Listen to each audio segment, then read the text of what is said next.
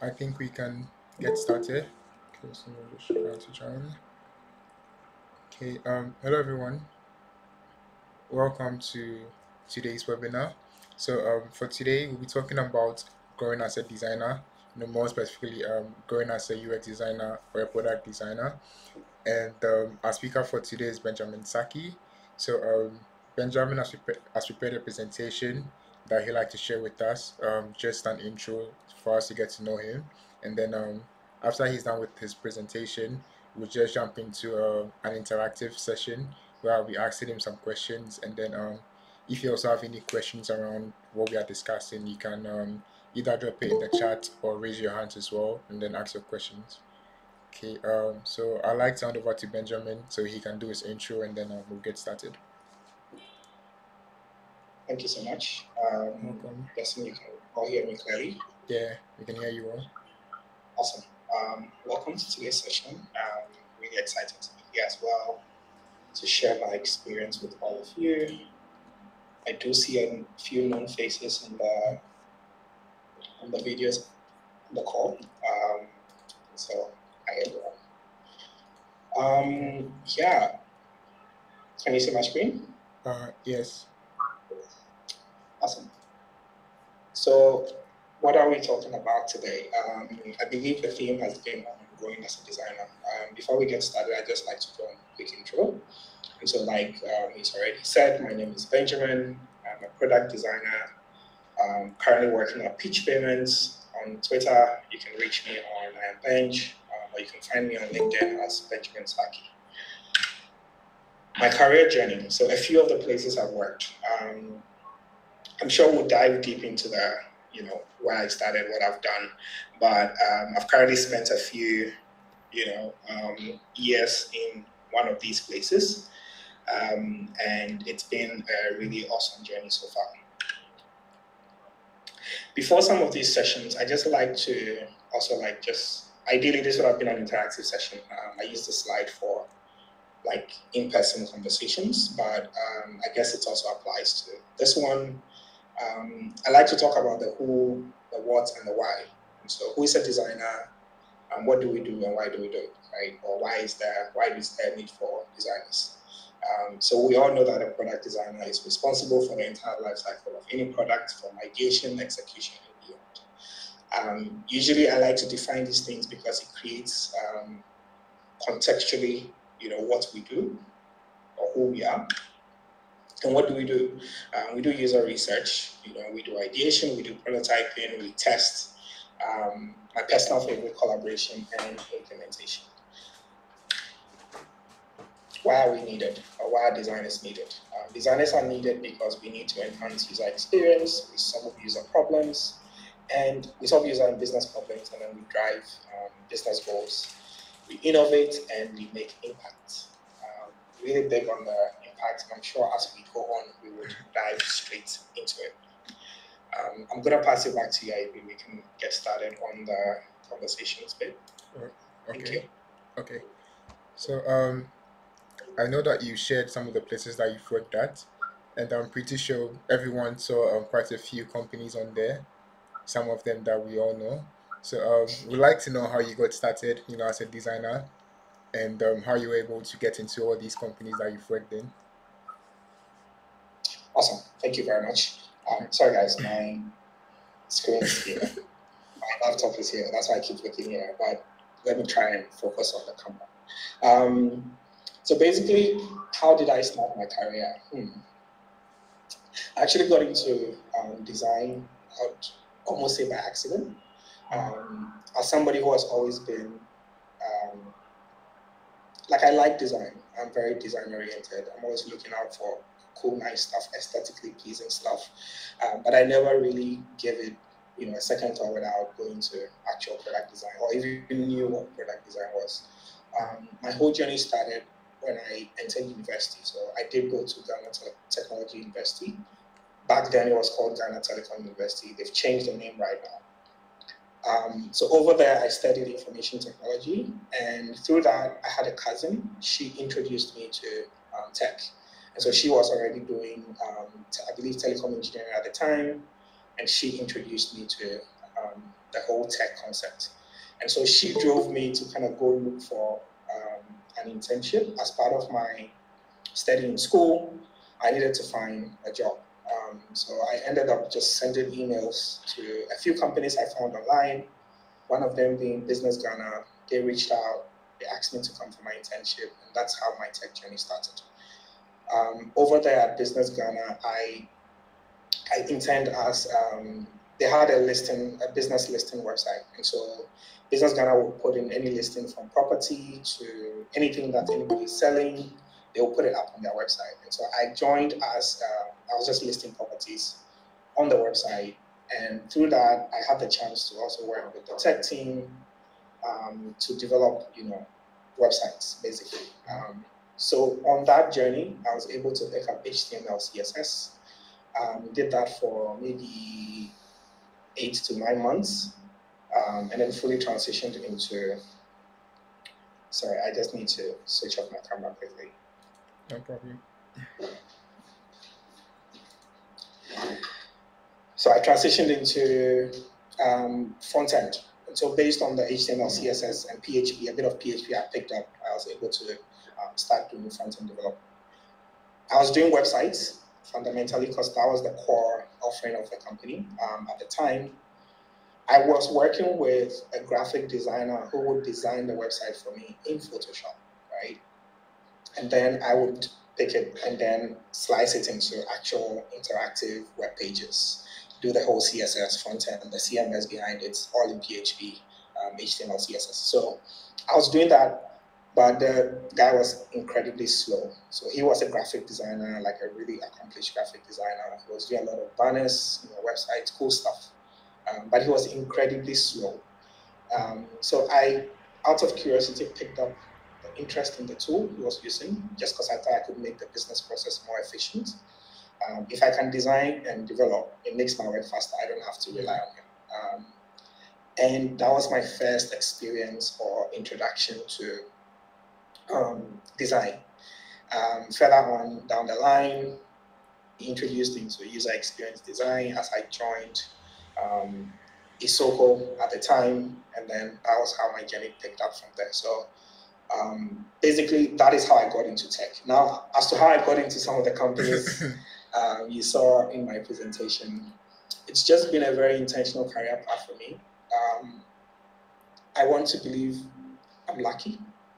I mean, not luck, but a little bit of hard work there. But I want to believe, I've been very intentional about my career, the kind of environment I find myself in very early on, right? Because my fundamentals or my foundation, the kind of people I got introduced to, my mentors that I reached out to that were mentoring me, they gave me a good overview of what a career can look like.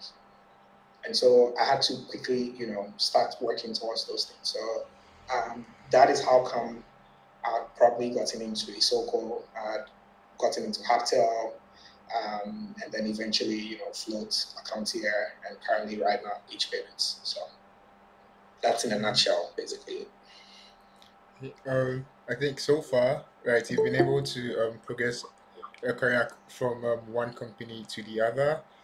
And for now, I'm pretty sure you hold a senior position as well in your company. So, how are you able to make that progression from an entry level in one company all the way to a senior designer where you are right now? Right. So, I think that's a really good question, by the way. Key skills would include, first of all, a very strong design foundation, right? When I got into design, I didn't just get into it for the sake of design. I was really immersed in an environment where Sorry, I could. when you say for the sake of design, can you just So, I mean, when I say for the sake of design, I know people currently look at the design space or the tech space and they feel like it's a cool space. There's a lot of money to be earned in there. Tech people are earning a lot of money, so let me just try tech, right? Mm-hmm. In my time, tech wasn't cool, as I would say right now, right? Tech wasn't something that people were trying to get into like that. Like a lot of people were chasing, these banking roles. they wanted to do other things apart from tech. Mm. So tech wasn't that cool for me to say that because it was cool, I'm getting into it, right? I really wanted to, first of all, understand a lot of the things I was currently learning in school, because I was in university. I wanted to be able to apply them in real life, and I needed to understand how these things work, right? So that was the reason why I got into the tech. On one side, I look at it as if I'm able to learn how these things work, I would get good grades in school because I already know how it works. So I don't need to pay attention in class and stuff like that. So um, it was kind of like trying to hack the whole school system, but it was also very deliberate, in that. So like I said, a very strong foundation in the design principles. You need a deep understanding of basic things like user research, usability testing, and fundamentally how to validate your designs, right? I'm even starting from like the basic level of like UI, right? Mm. If I was to go granular or like in a bigger concept, I would say validating ideas, which would be the bigger picture, and then your design would be the outcome of that idea. So that was it. As I advanced, things like soft skills, that's where I started developing on my communication, my collaboration. Leadership became more increasingly important, with a level of maybe strategic mindset, which helped me even like maybe a lot of people don't know, I had transitioned into a PM role. I went into Farmerline as a PM. I went into Float as a PM. At a point, I was leading maybe 16 engineers. It's all of that. That foundation was what led me to that point, right? So these are some of the things that I guess starting out, I had, focused on to kind of like help me move between those careers. Okay. And you mentioned something that I actually found interesting, where these days it seems like everyone wants to jump into tech because they think it's cool money. But I've actually come to realize that it's more of blood money than anything else, you know? Right? Because, I mean, I'm pretty sure that as you started, you didn't really, do I say you have a work life balance or clock Yeah, out? Right. yeah, yeah. No, I mean it's exactly what you're saying. I've been sitting at my desk here from 7 a.m. Right? Mm. I got up around 3 to make lunch. I got back here. I'm still sitting here, right? So these are sacrifices you would have to make eventually, right? Because of the kind of nature of work, and also because I'm fully remote. I haven't stepped in an office in like 2 years with the current company I work at. So it's yeah, it's tough, right? It's not as glamorous as a lot of the comments on Twitter or social media would make it look like. When we see these influencers, a day in tech, come with me as I go to my office, and we see all these cool coffee mugs, the cool breaks they have, like the laptops. It's not all that glamorous, and if that is your sole motivation for getting into design or tech, you'll be making a fundamental mistake on your career path, basically. Mm. Thanks. And just continuing off this one too. So you just mentioned that you've been behind your PC since 7, right? When let's say you're done with your work, do you do anything to upskill? I think we'll come to that, but then if you could just hint on a typical after work for you, yeah, maybe from like when you started up to now, some of the things Yeah, that you were just doing to help you progress little by little. yeah. Thanks for that. So I think the thing is, you first need to, before I get into even like trying to upskill your skill or competency or whatever it is, right? You need to first know what level you're on, right? And I'm guessing we'll talk about, what entry level feels like, what mid level feels Mm. like, and what senior designers do. But based on where you are currently on that matrix, you would have to know what you need to do, and then you work towards that. So I'll give you an example. If I was an entry level, designer, right? I'm basically just focusing on executing my tasks and learning the ropes if I join any company. I'm not doing any kind of leadership or strategic kind of day-to-day working, right? So there's that. If I wanted to move from entry level to mid level, I'll basically look at what a mid level designer is supposed to do. There are a few exercises you can do to check your level. You can do a skill assessment. I know there's a RACI, RACI, not racist, RACI. There's a RACI exercise you can do. If you check the Nelson Norman Group website, they do have that kind of framework there.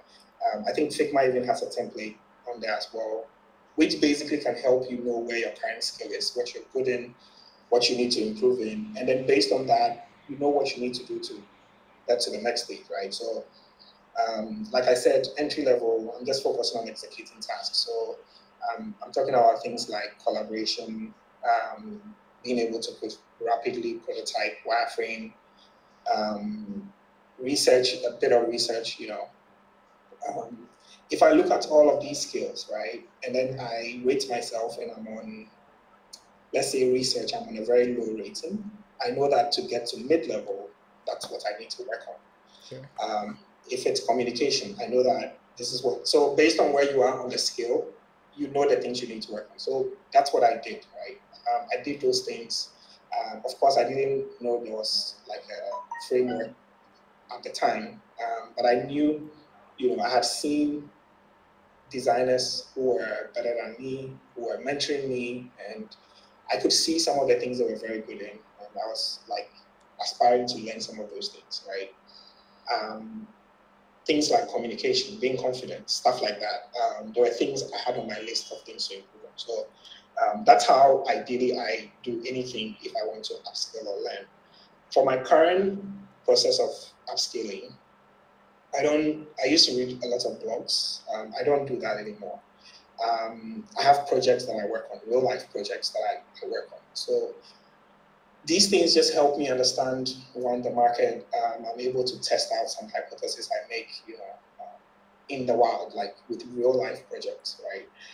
It might sound like I'm experimenting with people's businesses and like real life project, but I think it's also for me like making decisions that I can validate if my design decisions are working, right? Or Yeah. if this thing I want to do, this idea I have is working. And so that's what I do. I get involved in real life, real world live projects.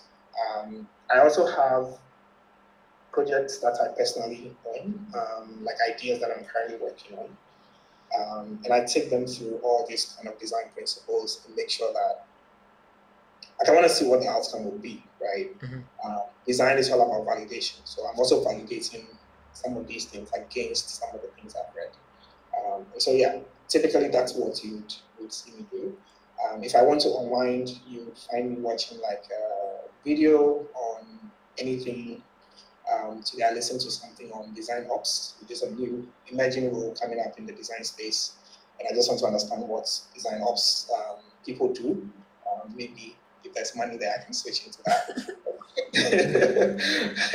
But yeah, that's basically what I Okay. Then I think you also, I was going to ask about, like typically how the responsibilities differs from entry level to senior, but I think you've kind of touched on that do. Yeah, already. yeah. And I mean, if you okay. want, I could. So, like I mentioned, entry level, you are looking at just picking up tasks, learning the ropes. Mid level designers, you are doing more of like taking ownership, right, of Yeah. projects, making design decisions.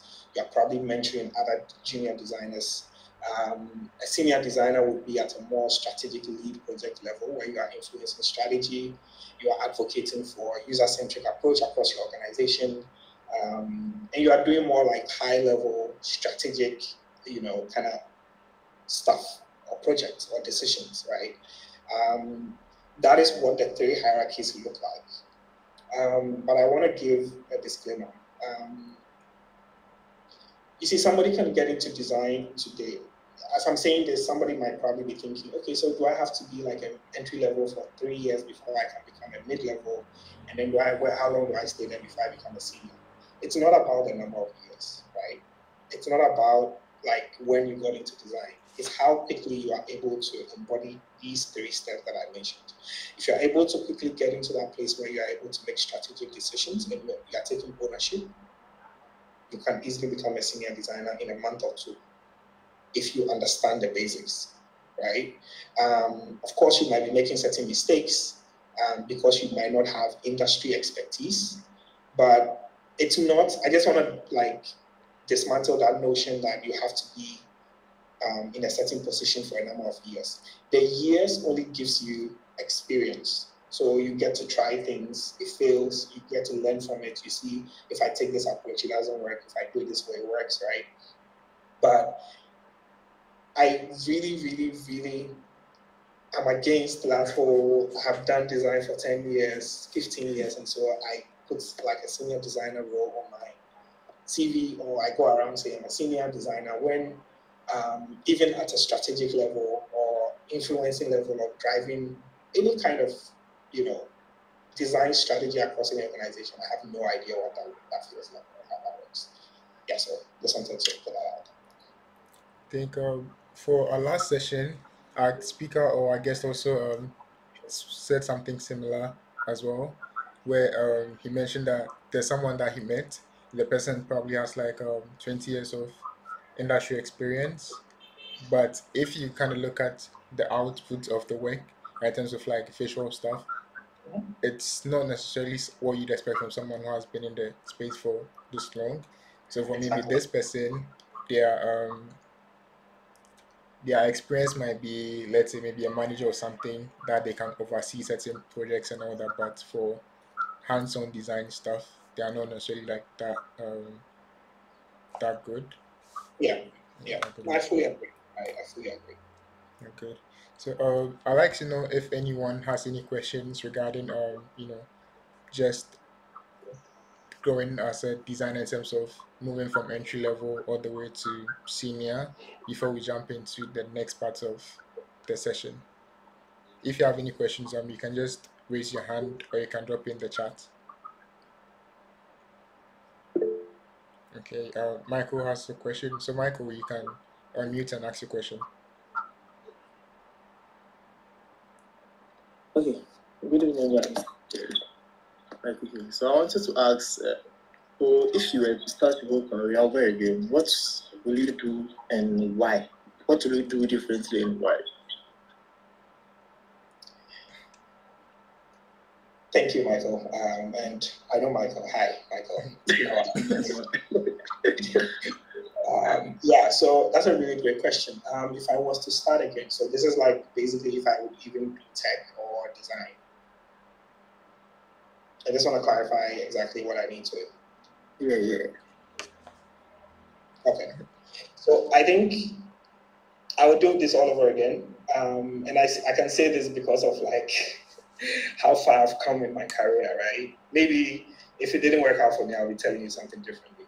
I'll be telling you to go do farming or sell something, right? But I think it's been one of those journeys where it's not been smooth, but it's also not been rough, right? It's been a continuous learning experience for me, so I would definitely do it all over again. Of course, I would make some different decisions. Um, Earlier on in my career, as every creative, I was very hot-headed. Like you couldn't tell me nothing. You know, if I do a design and I give it to you, you take it as it is. Like I'm the expert here, right? You don't get to tell me what to do. And in as much as that would come off as I'm confident and I can defend my design decisions, what that was also doing was making me lose a lot of relationships within my team, right? So I wasn't getting a lot of buy-in and collaboration, right? So when it comes to somebody advocating for me, I would not get that kind of support. And you need a lot of advocating for when you work within a tech team, whether you need the buy-in of your stakeholders, your PM, your QA person, your fellow designers. You need buy-in, you need their support, right? So you come off as, I don't want to use the word, but you know what I mean. That guy who is like cannot be told, So I think it's one of the things I would have easily corrected. I would have embraced feedback early. I wouldn't take it personally.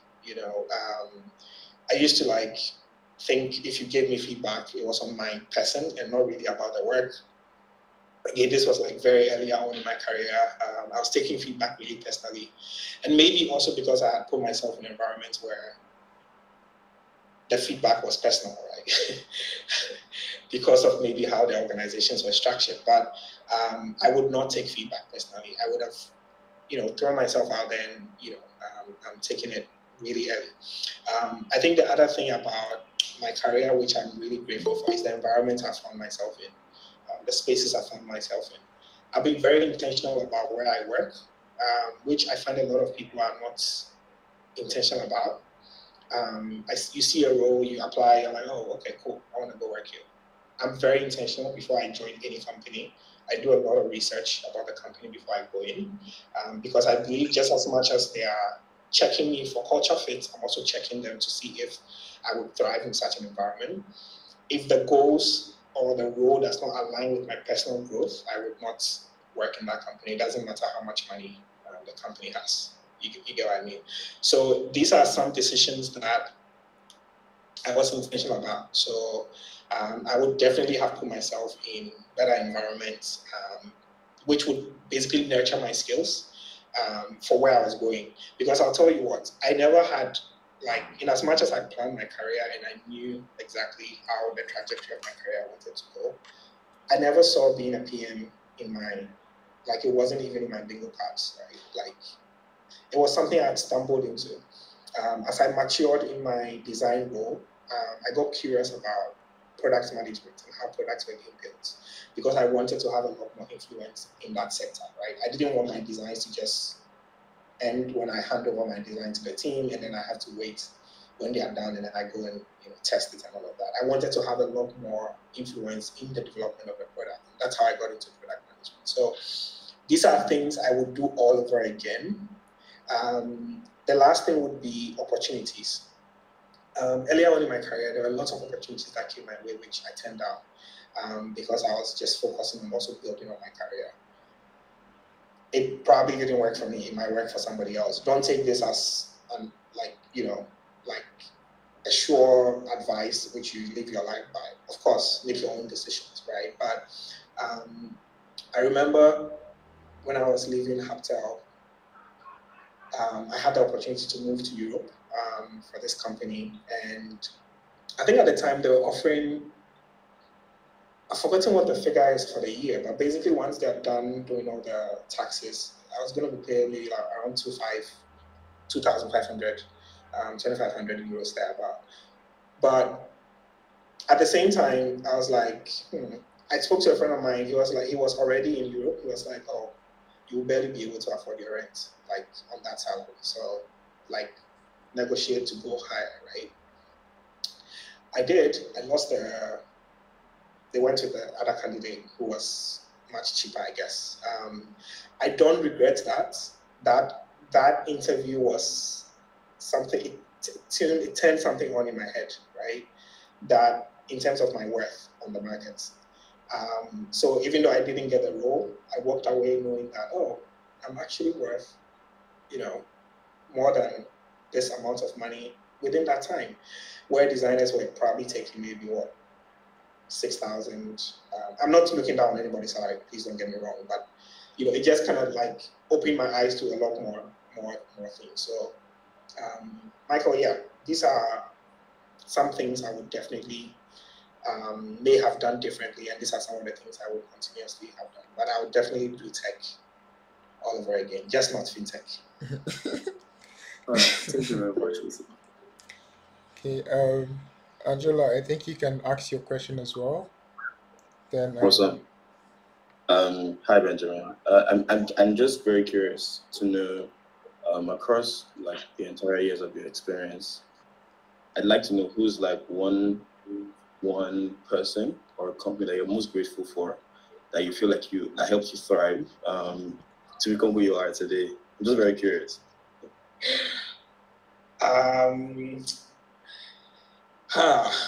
Thank you, Angie. I think we've met, right? Yeah. I'm sure I still have your number. I would have to give that to, it's a couple of places, but if I had to choose, it would have to be Isoko. And I say Isoko because I had moved from my very first official role, Business Ghana, to Isoko. And it was actually at Isoko that I met the CEO, Mark Davis, who was a certified user experience designer. Like he was from the UK, and he introduced me to user experience design. He taught me about human-centered design.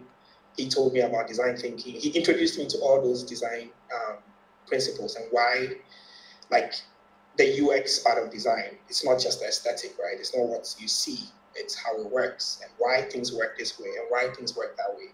He also made me very user-centered because everything I was doing, he would ask me, why are you doing this? What does it do for the user? And so I would always be grateful for that level of thinking, because down the line, everything I did kind of like ties back into that, right?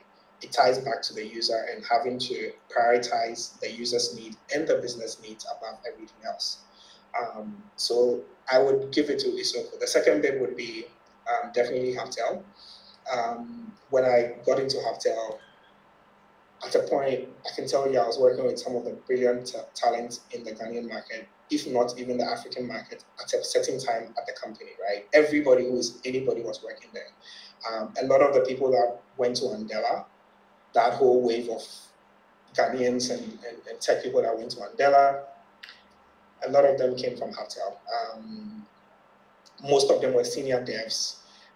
That level of thinking at the time, around maybe 2017, when I had just transitioned into the company, it did a lot for me as well in terms of putting me out there. A lot of user testing. It was a very advanced culture. The company was like really much, I say was because I don't know what it's currently like. I'm not saying it's currently not, but it was a really mature kind of culture where I could lean on anybody, right, to get any kind of resource I needed. You get it? So yeah, I hope that answers your question. Yeah, I have another one if I can. Now I'm just going to use myself as a personal example. I feel like as designers, everyone tends to optimize for one thing or the other, right? I currently at my stage, I'm currently optimizing more for impact, right, over money, and it's kind of something that I've tried to work towards, right? And I think even trying to leave my current role and get a new role. Earlier in the year, I mean, I did go through all of the stages in the first role, but I didn't get it at the end. The second time it happened again, and it just felt like maybe I was doing something wrong. Although like it gave me some form of validation that, oh, of course, even to be considered for this role means that I'm actually even worth the price, right? That they are willing to pay.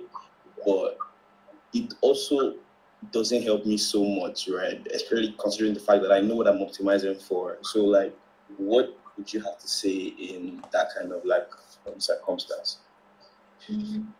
No, it's. I mean, I could tell you it would be easy, but it's not going to be, right?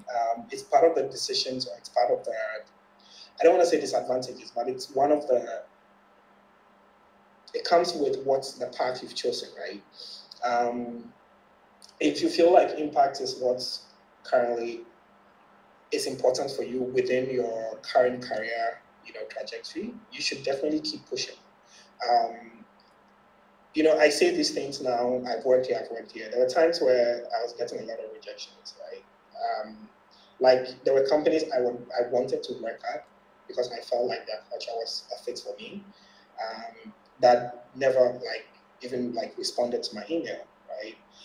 And there were companies that also tried to push me, and I'm like, no, I'm not going to come work for you, right? So once you make the choice, you just need to stick on the path. If you're on this for a while, I would always say give it maybe 3 months, minimum 6 months, because eventually you need to get into a role, you don't want to leave a big gap on your CV as well where you're not working, right? If you're working somewhere, you're switching roles, it's a different conversation. So there is that, right? I can only say just keep pushing, like keep trying. Eventually, you would get one of those. You also have to look at the current market. I think maybe it's just me, but I speak to a lot of people and they tell me they're struggling to get into new roles. For some reason, the roles have become very competitive. A lot of people are hiring within their country right now. So if you're looking at international roles, they are looking within before they look outside. Where the company I work at, Peach Payments, when roles even come out, internal staff gets first pick before they even advertise it on the website, right? So before you might get into some of these rooms or get your CV like through all the way to like a point where you feel like it's a good offer, it will take a bit of time. I would also advise you to just maybe speak to someone, let them review your CV as well, see places you can optimize. It might not be that you're not finding. It could be very basic things that you're not, that could just be missing on your resume. And I say this because, again, until I started being in certain conversations and hiring processes, I didn't understand how certain hiring processes work. You'll be really surprised some of the reasons why people don't get a job. It's not because your CV, like, it's not even about your CV, right? Like, I would tell you most of the time, yes, your CV might get you noticed to be spoken to, but it goes beyond just the things that are on the CV, right? Your first intro call alone, trust me, like I can't disclose a lot of the internal processes, within my current company, but it goes beyond how we look at it. Like I send my CV, it has all the qualifications. I read the JD, matched, I get the job, right? It goes beyond that. So you can talk to other people to also just kind of like give a general view of your CV and places where you can improve. But I would say keep on applying and don't stop. Awesome. Thank you very much. Okay. Mildred also has a hand up. So I think Mildred, you can ask your question. Then once you're done, we'll continue because I think you kind of touched on something for the next session. So Mildred, you can unmute and then ask your question. Okay, thank you. Welcome. So basically, my question is about entry level designers, people who are now getting into the UX space freshly. I've always been a creative, but I was working as a digital artist in an illustrator. So it was last year December that I decided that I want to expand my skill set. So I wanted to get more into design. So I enrolled in a 1-year course focused on graphic and web design. I was actually looking for a UX course within Ghana that was physical, but I couldn't find one. So I eventually decided to enroll in this course so that at least I can get my understanding of visual design down, the fundamentals and all that. And I would learn user experience online. So my plan was that 6 months into the course, which is about now, because it's July, I will start UX online. So right now what I'm doing is I'm studying. I just started the Google UX design course, and I'm also learning Figma essentials on Skillshare. And for me right now, I want to integrate into the space because I don't have experience as a UX designer. I want to hopefully next year January get an internship role because by then I would be done with my 1-year course. But I like to plan. I like to also see the people who are way ahead of me and try to understand the things they would put in place to ensure that, okay, let me follow these steps they've done before. So that I could also copy and learn and do and go to avoid the mistakes that they would have made when they were in my time. So I just want to ask you, which things would you suggest that I implement during my web learning stage so that when I get to the point where I want to apply for the internship roles in good companies that have good designers, especially in product design, that I really learn from. I stand out. They wouldn't just see me and be like, "This is the ad in volume, they're just coming to take from us," but I would stand out to them. That's my question. Thank you. Awesome, Mildred. Yeah, that's a really good question. And where do I start from? It's a tough one, right? Usually the transition into design is a tough one.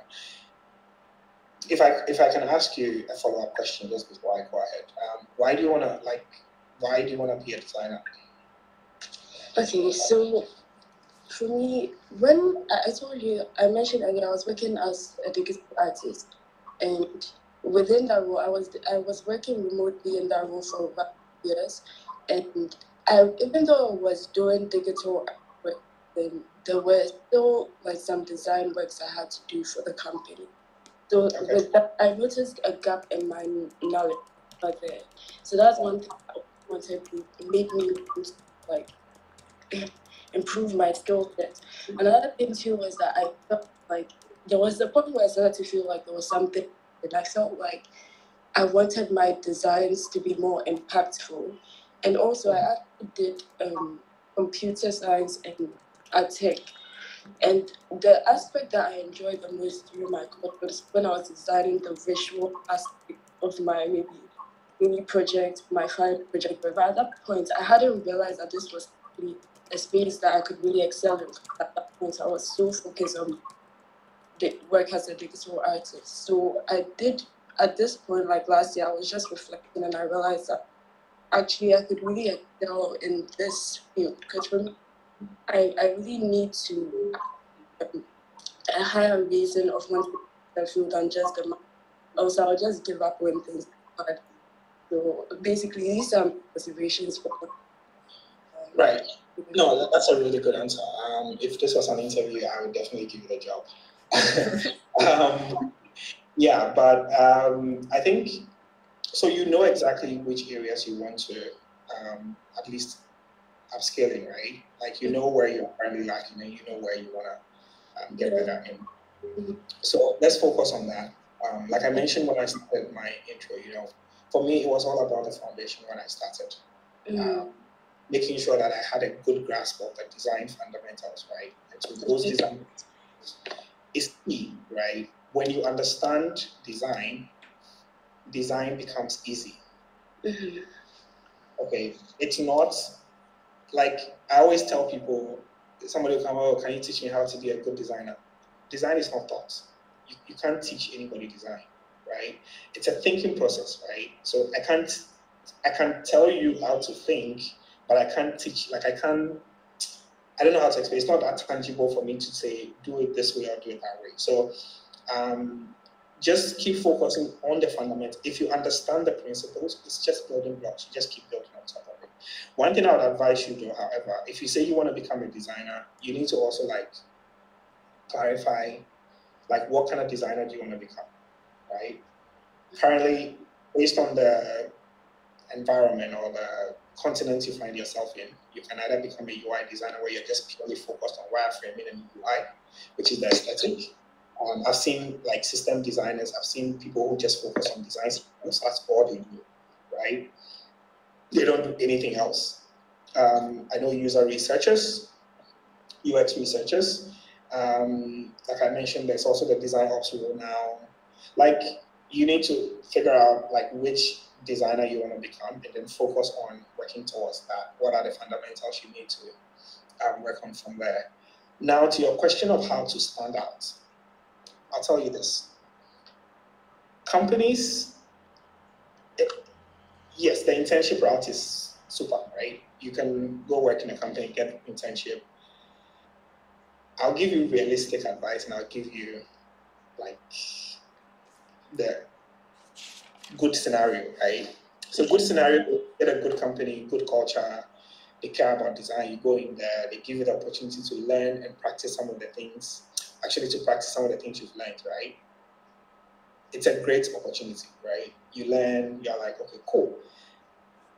Worst case scenario, you end up in an environment they don't care about design, right? They just want the product to ship. You come in there, you're like, oh, I've learned all this cool stuff. I want to really practice, empathy. I want to do user testing. I want to do wireframing. And then they're like, no, we don't do that. Like, just give the developer the thing and let them, like, we need this done tonight. Tomorrow we are building it. You understand? So based on, yeah, it's I know every designer's worst nightmare, right? Based on where you find yourself, some of these things would come up, right? So yes, keep looking for an internship role, but make sure you're very intentional about the environment you find yourself in. Because once you're done learning, you need to practice what you've learned. So you need to find yourself in an environment where you can begin to apply some of these things that you're learning. When you get into the company, just do your job and do it very well. What does doing your job very well look like? It looks like you owning the work, proving the work, which is like validating your work, and the reasons why you are making certain design decisions.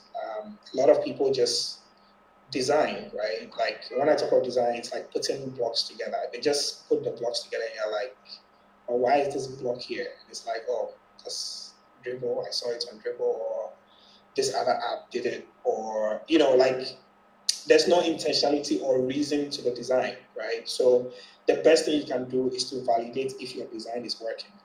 Once you can do that, you become a valuable asset to any company. Because when you come on the table and you're speaking to your stakeholders, you're backing your decisions with data, right? You're not just talking through vibes and saying, oh, look at my design, it's nice. I added some colors here and this cool animation. Like, it's not really solving any specific problem, right? So for your role and how you want to get in, I would say if you are able to do something like that, you should be able to pick up. Alternatively, just do real life projects. If you're not getting any internship, pick a project, do a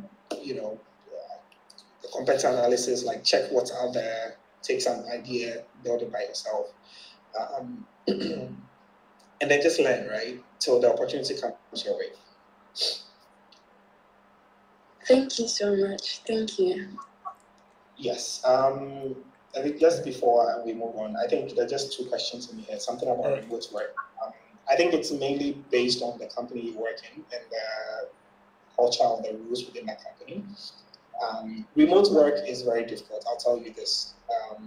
It's difficult because before you can do full remote for any team, you have to put in structures to make sure that everything is working, right? Like communication is strong, work is being, if all of that is not in place and your team just works remotely, you get zero value for money, and no business wants to do that. So depending on where you find yourself, you can do that.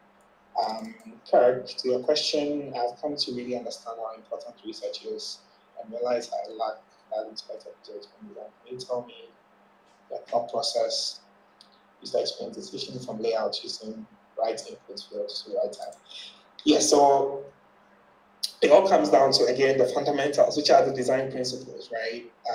Once you are able to get the principles and you are not breaking any of those rules, you can begin to dive deeper into the specific, user experience laws, and there are a couple of them, a lot of them actually, right? It's not all that might apply to you, but I'll tell you this: the best way to validate your design is just go test it with a real user.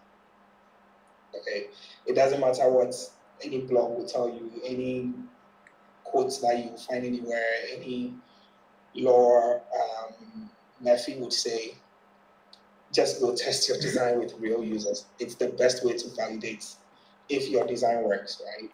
And if it works, your users will tell you, right? You will see it. So I hope that helps. Okay. Then I think there's a question here, but I would like us to come back to it towards the end. So for you mentioned something around being on like a hiring team, right? So you've had a couple of designers throughout your career, and I wanted to know what are some of like the three things that have stood out to you the most in terms of hiring, or let's say something that you saw a designer have that I say maybe blow your mind or something, you know. Yeah, now if I tell you and you come and meet me in any hiring I mean, meeting, you cheat know code. exactly what to tell Yeah, me. cheat code, so no problem.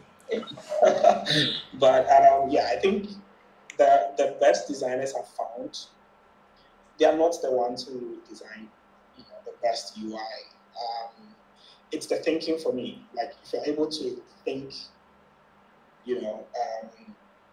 So I told somebody this. I told a person if she can become a designer, a product designer that thinks like a PM, it would make a difference in her career. So I like these kind of product designers, right? Product designers who have a much bigger thinking objective, right? Are able to think beyond just the product they're building, and they're able to tie that into business goals. And so ideally, you would find any designer come into a company, they are working in silos, right? So I mean, the design team, we take the design, we do it, that is it, it's done. Once the designs get to the development phase, even if we did the testing, discovery, all of that, that is it, we are done, right?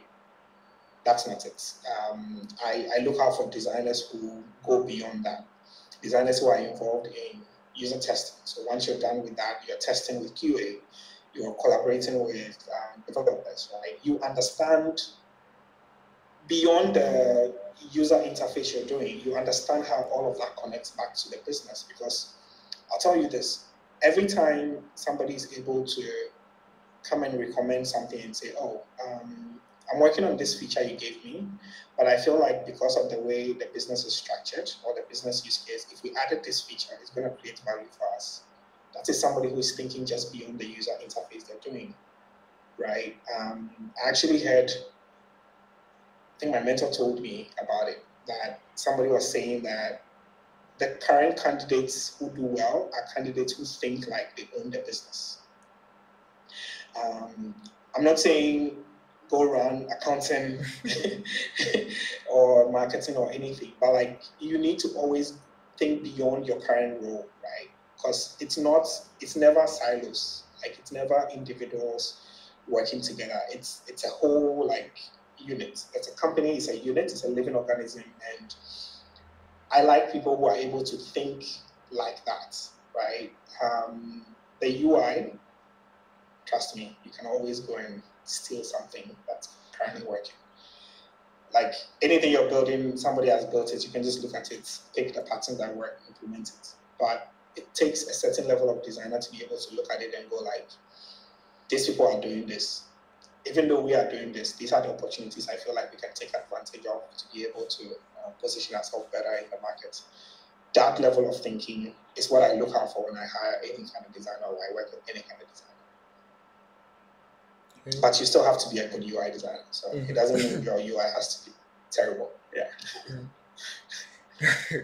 And I think what also maybe some things that people have missed, that some key things that they actually missed, probably maybe not intentionally, just because they didn't know, right? But then they were supposed to know, that could literally have made that difference between you hiring them and you not hiring them. I think, maybe earlier on in my career, I would have also done the same. So let me say this: there are superstars in the design space. Like, don't get me wrong. Like, I've seen some incredible products, and I've been like, wow, that's amazing, right? When I used to work at Floats, my direct report, Barry Mago, was the CPO. Is an insane designer, like crazy. If you wake him up from bed, give him a product, he doesn't just design the UI. His level of product thinking, like, it's crazy, right? But one of the things he might not do is prioritize. You get it? So with all the cool ideas, with all the enthusiasm, with all the brilliant talent, we never ship because there's so many ideas, right? Like, oh, I have this new idea and I have this other idea, I have this other, I have this other. So there's never like a good way to prioritize and say, let's do this and build on top of that. I have found that to be very efficient. When you break down work into, what you would call maybe MVPs, it makes the process of development very seamless or very easy. I find a lot of designers who come in with enthusiasm, they have a great portfolio, but they just lack those little things like, again, product sense, how to prioritize. You give them a challenge and it's like they get distracted by all of these inconsequential parts of the project as compared to just going straight to the task and just taking hitting the nail on the head, right? So there's been those. And then there are those who also have like good talents and they have no soft skills, like zero soft skills. Like I'm in my corner doing my thing. I don't talk to anybody. I'm a very quiet person. I'm an introvert.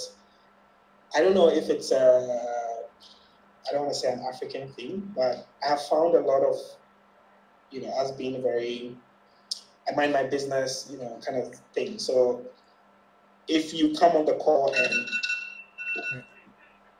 I get that kind of,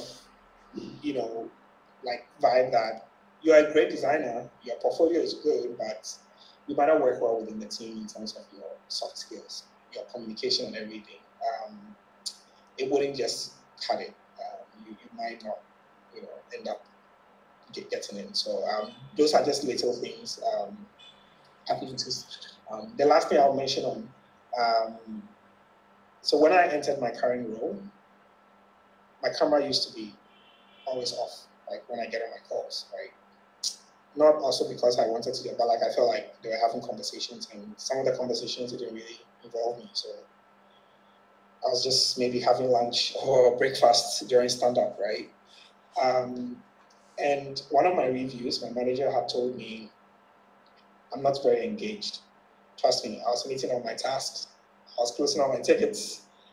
I had gotten like stellar reviews on some of the designs I had done, but for some reason I was just not getting like a good engagement score, right? And that's also because of that whole like, I just like want to mind my business. I'm just doing my design. I'm just focused on design. I don't say that demeaningly, like to look down on anybody, but you need to do more than just stay in your corner when you join any company or when you're trying to enter any team. So. Okay, thank you for sharing.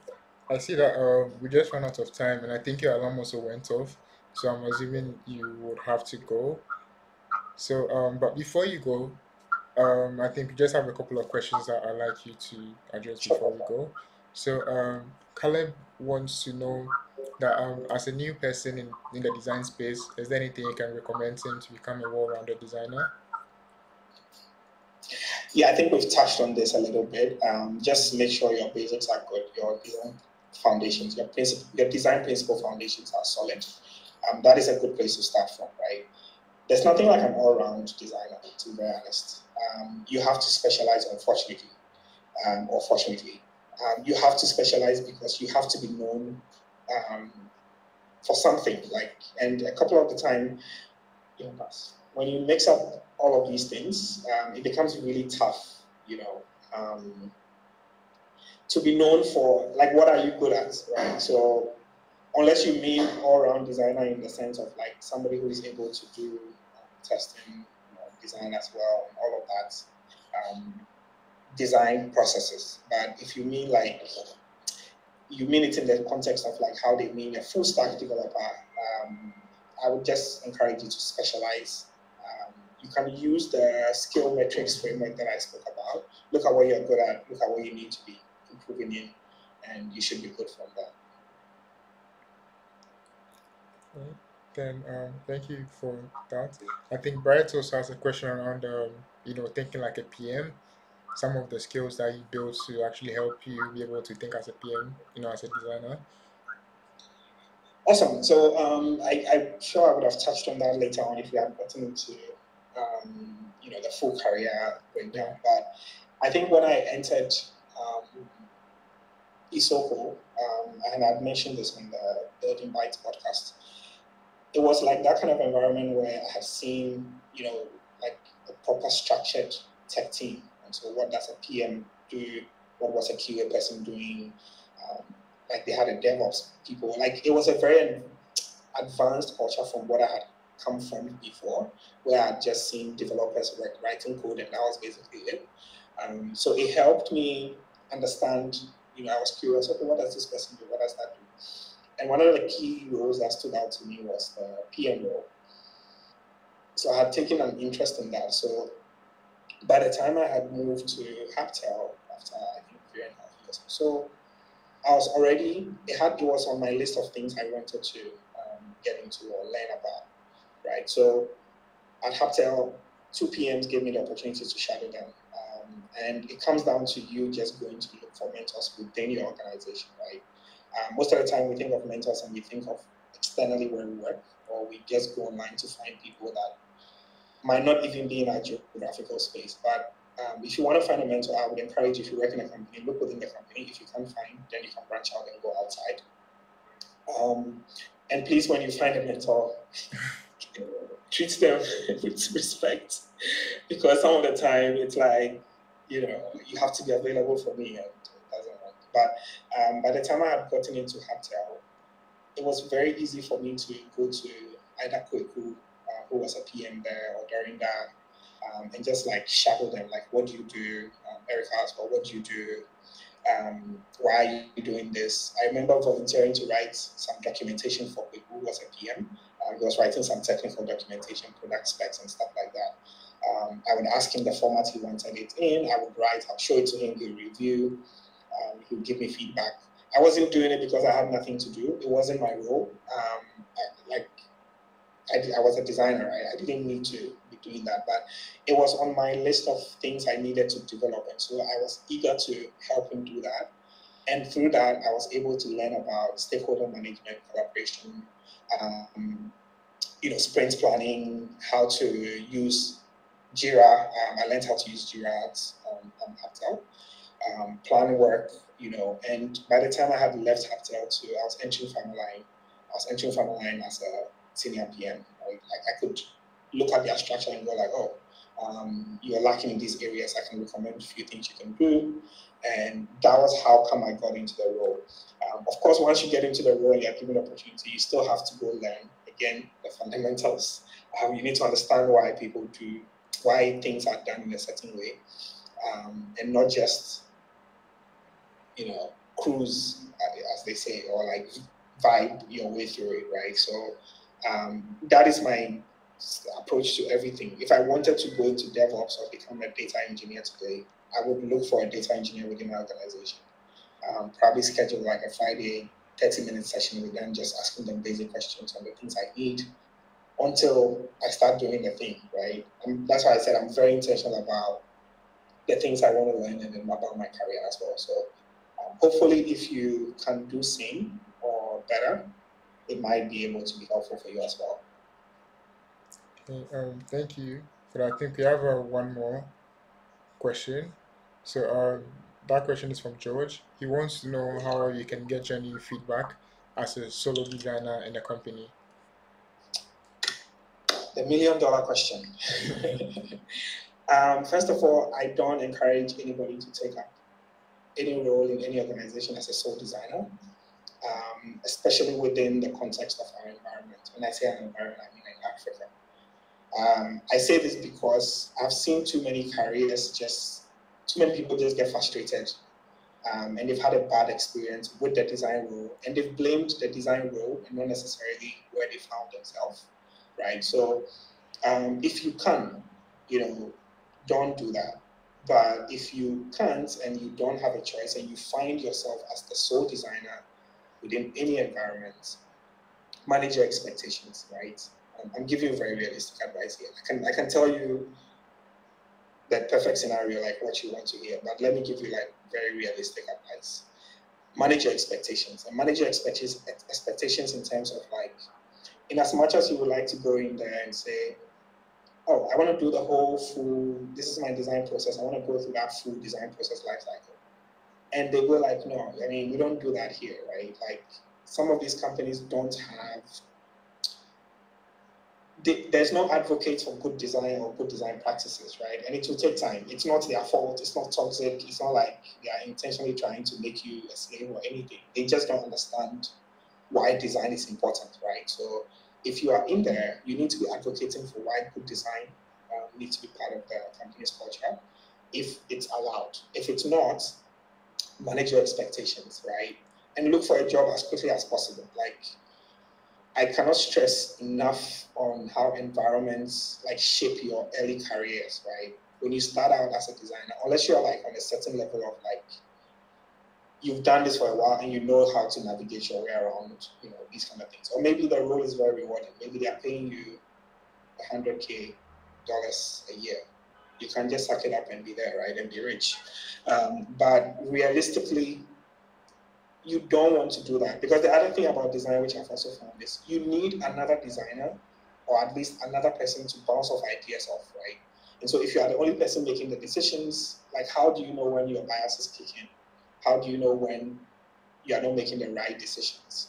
It doesn't make the work really fun. So if you find yourself in such an environment, again, find a job. Like, I can't stress how important that is. But if the environment is conducive enough for you to advocate for good design, do that, because that is the only way by which you would enjoy the work you're doing within that organization. Hey, thank you very much. I think the next stuff that we're supposed to talk about has to do like advocating, for good design in a company. But I don't know if maybe you have some time, if you have like some 5 minutes you want to touch on it. I can do it till like, if we can go to 8:30, that's fine. If Okay. not, yeah. Okay, then I think that's fine. If anyone wants to stay along, they still have time. I think they can stay along. But then I'm recording the session, so we'll post up on YouTube for anyone who has missed it. Right. So just speaking about advocating for design, what are some of the ways that you've actually been able to advocate for design in all these companies that you've worked at, and also maybe some challenges that you encountered in the way. Right. So again, one of the things that failed me earlier on in my career is, I went in there with the I know it all kind of mentality, right? And so I didn't get to build good relationships. But I think for anybody looking to build any kind of strong or be an advocate for good design, just build strong relationships with your stakeholders, right? And you can do that by demonstrating the value of good design with data, right? Like I keep saying, a lot of people just design and not, like, there's no intention to it. There's nothing they are trying to validate. There's no success metrics they are checking to see if the design works or it doesn't work, right? You need to do that, right? I've seen too many designers struggle to get buy-in, because of non-existence of good relationships, right? Whether with developers, PMs, QA people. You can't just go in there with the I know it all, I know what I'm doing, I'm the superstar here kind of attitude, right? You need the buy-in, and so you need to build strong relationships. Then also, I think some of these companies need to adopt policies.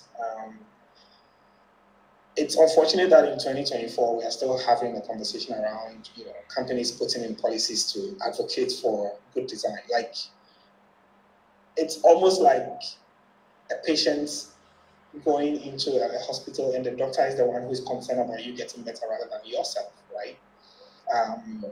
We need better structures within companies. Companies need to have policies that create a enabling environment. Design leaders need to be taking initiatives and putting in processes that would create environments that make some of these ideas thrive, right? Mm-hmm. It wouldn't just do by itself. That's kind of approach of, I know a lot of people make jokes about it, like object-driven design, where it's like the CEO or the CTO or whoever is in charge is the one telling you what you need to do. It might not necessarily be the best antidote for the kind of situation we have within our context. So yeah, companies just need to do that. Leaders, design leaders, whether managers, they need to do that. If there are any PMs here, you need to advocate, as well for your designers, developers as well, And that's why I keep talking about building relationships, because if all these people are able to begin to chip in their voice and speak on behalf of, why good design needs to be instituted within any organization as part of their processes, it makes the conversation very easy for you, the designer, going in there and saying, this is why we need to do this.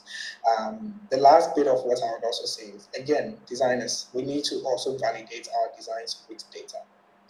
Like, how do you know when your design is working and how do you know when it's not, right? I don't know if it's a conversation of I'm not being given the opportunity, or I don't know what tools to use, or I don't know how to validate my designs, but you need to be able to do that, right? In my current role, before I start any project, I have to do a PRD. It's very different from what a PM would do. It's not as detailed as what a PM would do. But within my PRD, I have to define what my success criteria would be, or KPIs would be for measuring success for the product I'm working on, right? And it's not even like as a PM, it's as a designer, how do you know if this design is working? Is it when it's reduced conversion rates? Is it when a lot more people are doing a specific action? And you can get better at these things by, one tool I've used that's really been helpful is User Pilot. User Pilot gives you a very good way to analyze user behavior on your platform.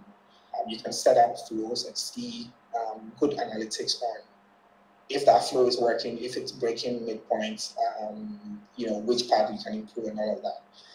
We need to start doing that because that's the only way the business owners or your stakeholders as well will be able to see the value, right? And then begin to commit resources to making sure that, good design is part of their company culture or process of developing products.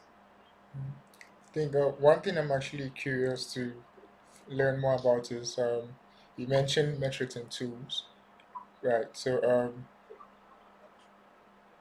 in let's say in my experience, right, some of the companies I've worked at, they don't necessarily add metrics or discussing metrics to like the design work, right? Because it's more about like as soon as you're done with one thing, onto the next, and then the next, and the next, and the next, right? So it's just like that cycle where people we don't really have conversations around like, oh, for this particular feature that we did, this is what has been able to achieve. Maybe Yeah. let's say we could have like a quarterly company, conversations, and then they'll talk about, oh, so far we've made XYZ profits, this and that, but not necessarily like product detailed metrics. So for someone working in a company like that, how can they, you know, get these things that they're looking for? Yeah, no. So again, some of these things are driven from the top. Okay, it's very difficult to go within a company and then say that, I think we need to be doing this level of KPI definition, right? Um, it's something that trickles down. So, for example, your company has a North Star, right? Based on that North Star, based on what the goal for the company is within that period, those goals get translated down from the company level to your maybe department level to teams. If you have pods within the teams, every pod would kind of like fit into all of that, right? If it doesn't start from the top and trickle down, it's very difficult to say, I feel like we need to be doing that. But you can also look at what the business is. So let's say you are dealing with fintech, right? Mm.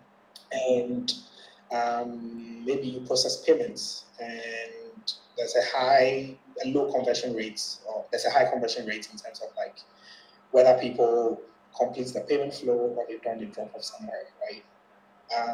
Those are things you can begin to suggest and go like, because we do this, conversion rates matter to us. It's something I think we need to be looking at. Failure rates as well, success rates, like based on the use case of where you're working, you can begin to recommend some of these things. But I don't think any PM that is currently not measuring any kind of data or setting any kind of KPI for their products, I don't know if you're doing this product thing very well, because how then do you validate, like how do you know if it's working? The thing too about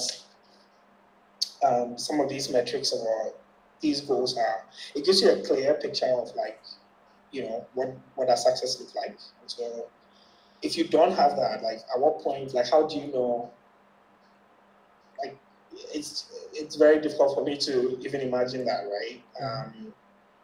Maybe the conversations are being had, it's just maybe not being shared across the company.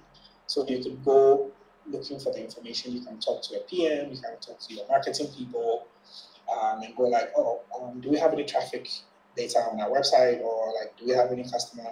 If you have a customer support people, you can go to them, you can speak to them in terms of like, what are users complaining about? Like, you can make up a scenario, right? You can form your own hypothesis if that really matters to you, or you need that to do your work.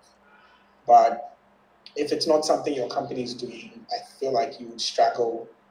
Because then how do you even set a goal? Like, how do you know what matters to the company for you to say that this is the KPI we need to be measuring, right? At the base level, at least Google Analytics is even like a good, base to say, okay, we don't have anything at all. We have Google Analytics. We know how many users are on our platform.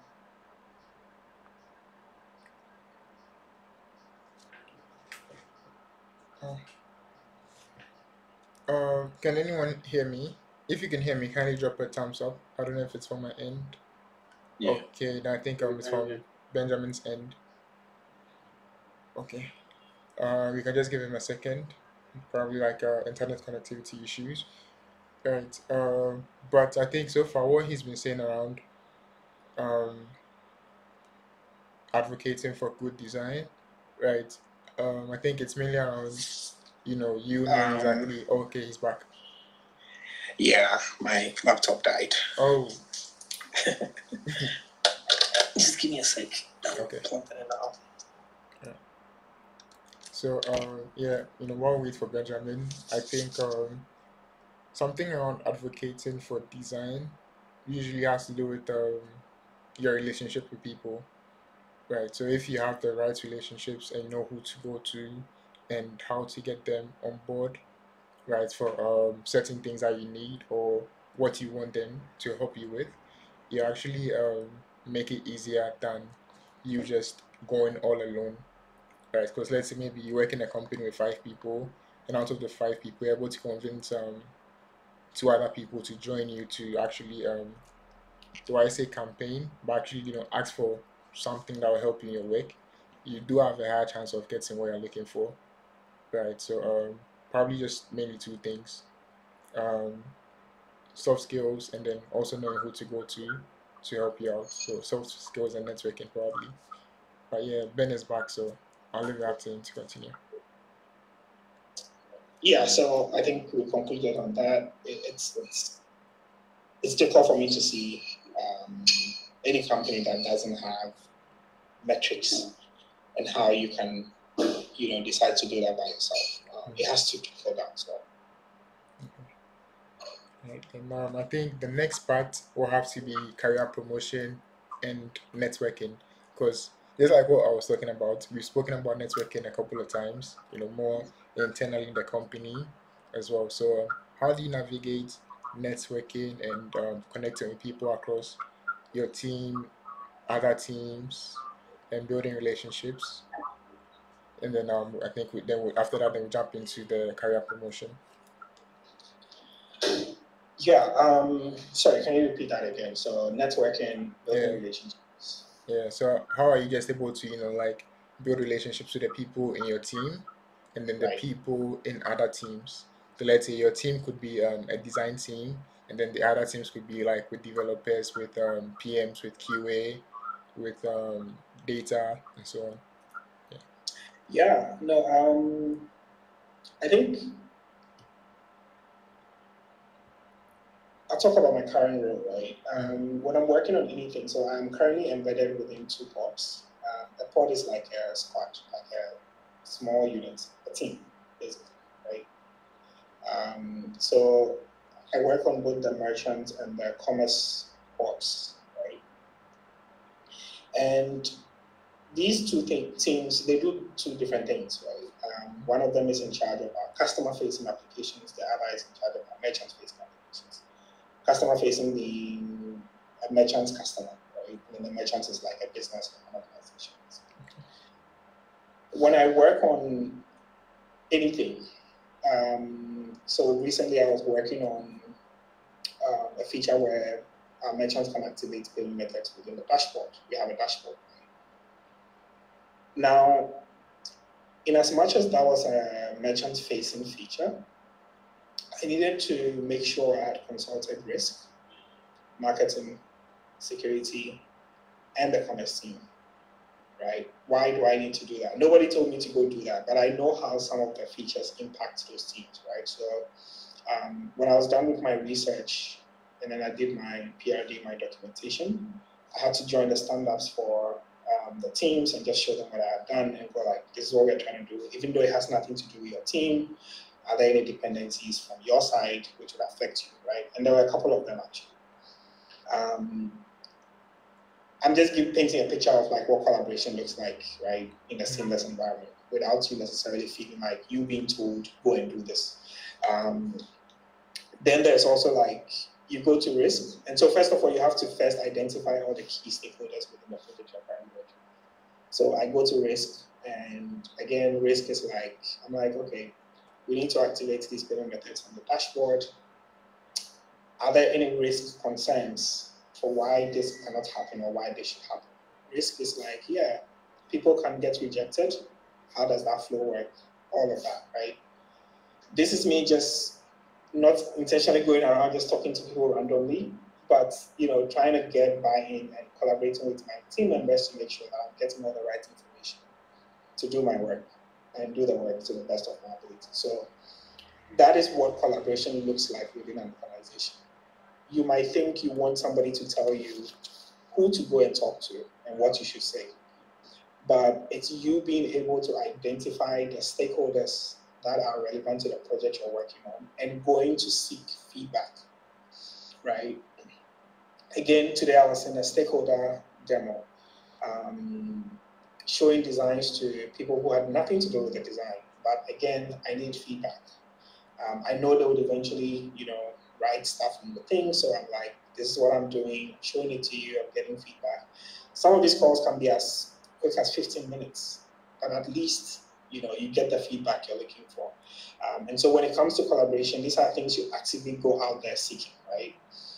Within my team as well, we used to be three. We used to be three, we became two, we became three again, now we're two again.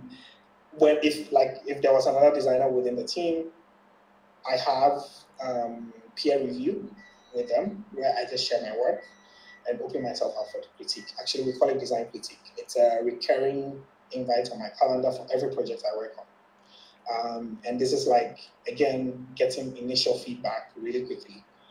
Whether an EM, who's an engineering manager, or a tech lead, again, if I feel like the person would be the one developing the application, I'm just going in there, identifying all the key stakeholders and showing them the work that needs to be done. I'm telling them what I'm doing. I'm working them through my process, and then I'm looking for feedback, actively seeking the feedback. A lot of designers like to work in silos, right? It's like, I want to be in my corner, cook the work, let him cook, and then I come and show you the final thing. It's great, but then you miss the opportunity to get initial feedback really early. Some of these meetings, you will go, you show them the design, they will give you no feedback. It doesn't stop you from going again, right? So that is what collaboration looks like. You can utilize your team channels as well. So whether you're on Slack or Microsoft Teams, or you have whatever platform you're using within your organization. Every design I do prototypes. I share the prototypes. And it's not just isolated prototypes like there's a link, go click it and go through. I do a screen record where I go through the prototype. I do a voiceover. I walk you through the steps, and then I post a video, right? If it's a very big project, I break it down into features. So again, people need to digest the features in chunks, right? If it's too much, people lose interest. If it's too little, they don't get context. So I break all of this down, and all of these things are not things I do because I want to do it, but I have to do it. That is the way I can get the feedback I am looking for to improve anything I'm currently working, right? So that is what collaboration looks like. In terms of networking, yes, I can definitely share a template for you, but not my current company template. But I can show you what to basically look out for when you're writing a design PRD. In terms of networking, I I like to say in my space, I'm fun, right? If you meet me outside, I'm not this, like I'm talking to you, I'm smiling. If you meet me outside, I'm very chill. Like you might think, the people who know me. So you might not find me at a lot of social events, but I go to events that I feel like it works for me, right? So whether on the podcast, like the Building Bites podcast, which Yao has posted, or catching up with Ivy or any of the UX kind of guys, you would find me just networking in specific things, right? Things that I'm interested in, things that I feel like are important to my career, places where I'm able to learn because I don't believe I know it all. I'm also like, when I speak to people, I'm looking to learn. You'll be surprised how calm I've realized my host is. And like, I'm trying to be as calm as he is as I'm speaking and just like chill and sit down quietly. Like, these are things I do, right? To just like network. The other thing is, so earlier on in my career, which is the mentor thing, the last thing I'll speak on, I got myself a mentor really early. Now, a mentor is not somebody I go to when I have issues or anything. I just found a very senior person in the industry. He wasn't even a designer. He's not a designer, but he had a lot of industry experience, right? And he's the person I would fall back on critical career decisions that I need to make because they have already done it, right? So these are the kind of environments I would ideally, at the stage of my career right now, you would find me in. I don't know which stage anybody is in, but these are some things you can also do if you feel like it would help your career currently. Hey, thank you very much. Because I think I've also learned. Oh, Yeah, muted. yeah, my bad. Actually forgot. Yeah, thank you very much for sharing these things because I've learned a lot as well. Written a couple of things down so that I would like to look at myself. And I think one thing that before I just forget to share, since you mentioned we were talking about networking, right? There's an event coming up on 3rd August, a couple of weeks from now. Yeah. It's a Legon, University of Ghana. It's a collaboration between the Design Junkies, UX Ghana, Friends of Figma. So if you're on the platform or you're on this call and you're looking to connect with other designers, you can just pull up to the event. It's free. You can um, you can RSVP. I think I'll find the link and tweet it on the UX Ghana socials. But yeah, if you want to, what, let me just see if I can find it real quick. FitCon. Yes. Actually, yeah, I do Yeah, let encourage me. anyone to do Yeah. that. I personally know almost everybody on the lineup. They are really great speakers. These are environments you want to find yourself in. Personally, I would be there as well. Yeah. So if you want to link up, please do that. Yeah. So I just dropped the link in the chat. So if you haven't registered, you can check it out and register. And I think, Ben, can you pull up your socials again? Just so for anyone who's looking to connect with you, they can connect Yes. with you. I know you're not so active on Twitter. I mean, I know you do pop up here and there, but you're not, very Yes. active on there. Yeah. I try to respond to